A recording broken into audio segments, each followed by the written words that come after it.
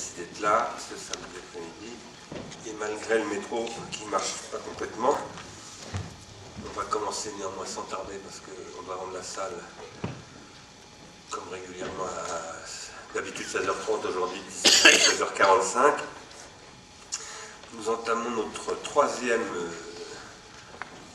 Tiens, t'as raison, j'ai oublié de faire ça. Nous entamons notre troisième séance ou session, je ne sais pas comment dire, consacrée à la question du désir en économie et d'économie du désir.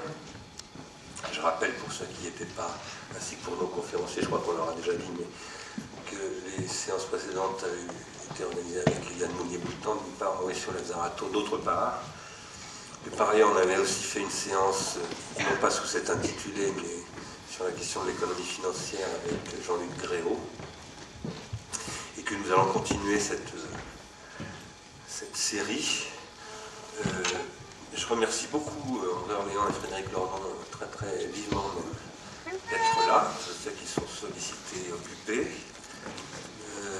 Je les remercie particulièrement parce que ils nous intéressent beaucoup. Et on était impatients de les inviter, de les recevoir. Ils nous intéressent beaucoup pour diverses raisons. Alors, il y a des raisons qui sont tout simplement qu'ils s'expriment. Ils font partie de ceux qui s'expriment sur la réalité contemporaine et en n'étant pas dans la pure orthodoxie, et ça, évidemment, en soi, c'est appréciable.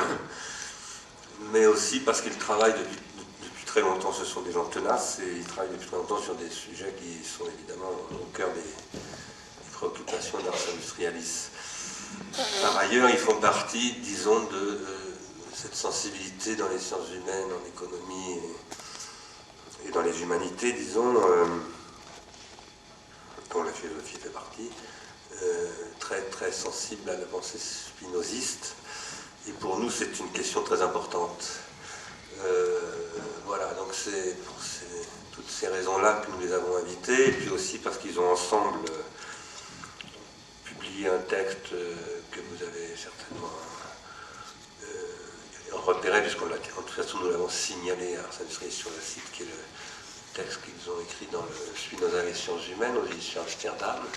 Ils ont eux aussi, chacun de leur côté, publié récemment des textes, un dans l'esprit et l'autre sous la forme d'un livre qui est chez Raison d'Agir, hein, sur l'actualité de la crise économique. Voilà, donc ce sont les raisons, ces raisons-là et beaucoup d'autres encore que je ne veux pas mentionner pour ne pas être trop long, qui font que nous sommes très contents de les recevoir. Donc je crois qu'on commence par André Orléans. Non, on va commencer par Frédéric Lordon, d'accord. Donc Frédéric Lordon qui va nous parler de la question de la valeur esthétique dans le domaine de l'économie, sujet qui nous intéresse aussi en soi beaucoup. Ça fait partie des problématiques, je dirais même du point de départ d'Ars Industrialis pour réfléchir à cette question. On va voir comment il l'aborde. Et je vais demander si quelqu'un peut me passer un stylo, parce que je m'aperçois que j'ai oublié de prendre.